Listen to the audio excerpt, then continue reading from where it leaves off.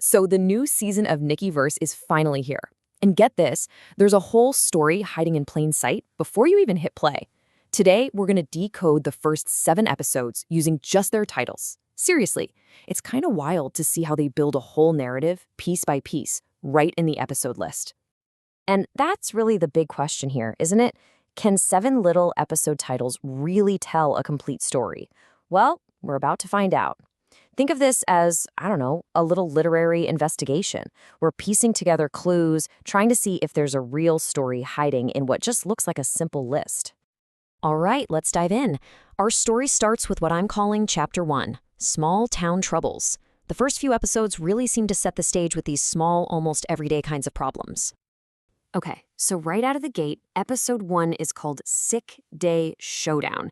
And you can just feel how small and grounded that is, right? This isn't some huge world-ending event. It's a showdown over a sick day. This has to be our starting point. It's a super relatable, almost petty argument that sets a really personal tone.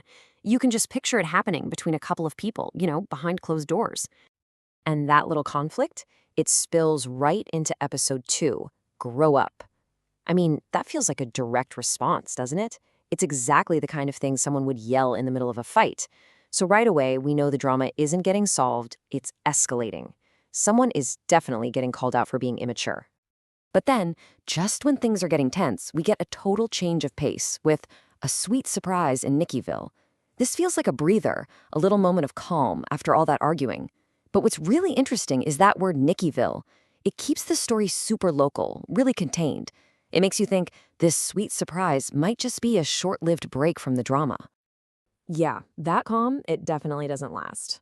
Welcome to Chapter 2, which I'm calling A Plan Unravels. Because this is where those private little arguments just explode into full-blown public chaos. And the story literally spills out onto the streets with traffic jam tussle. See what's happening? The fight isn't in a house anymore. A traffic jam that affects everybody. This is the first real clue that the personal drama from episode 1 is now a problem for the entire town. Everyone's getting dragged into this thing. So how do we go from a traffic jam to, well, total chaos? Episodes 5 and 6 basically lay out the blueprint. First up, we get Jax's shitty sting operation. You gotta love that title. It tells us everything. There was a plan, Jax was in charge, and it was a terrible plan. So you've got this high-stakes move that almost immediately leads to lunchtime mayhem. The timing here is just perfect. A bad sting operation during lunch hour, that's just a recipe for absolute disaster. Let's just stop for a second and think about how fast this all fell apart. We literally went from a petty squabble about a sick day to a city-wide disaster. And it was all because of one really bad plan. The scale just exploded in the span of, 3 episodes? So after all that chaos, you have to wonder, where can they even go from here? Well, Chapter 3 takes this amazing, bizarre turn I'm calling the farm fiasco. The pace slows way down, and we're left to deal with some really weird fallout. And here we go. Episode 7.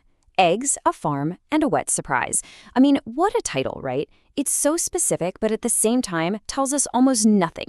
After all that mayhem and chaos, the result is eggs on a farm? It's just so absurd and funny. It's a complete left turn that works as this perfect, weird cliffhanger, and it leaves you wondering, what in the world is the wet surprise? Okay, so let's pull it all together.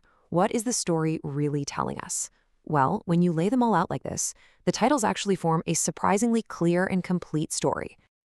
This timeline really shows the whole journey. You can see the flow perfectly. It starts with the sick day showdown. That's our personal conflict. Then you get a quick break, that little moment of calm with a sweet surprise. Then, boom, traffic jam tussle takes the problem public. That leads to the big, risky plan, Jax's shitty sting operation, which of course completely backfires into lunchtime mayhem. And the whole thing ends with that bizarre aftermath, the farm fiasco. See, it's a whole story right there. And all of that really just leaves us with one big question. If this one story arc can take us from a simple sick day all the way to a farm fiasco, it just proves this season has this wild, unpredictable energy. So seriously, after eggs and a farm, where on earth can Nickyverse possibly go next? Guess we'll have to keep watching to find out.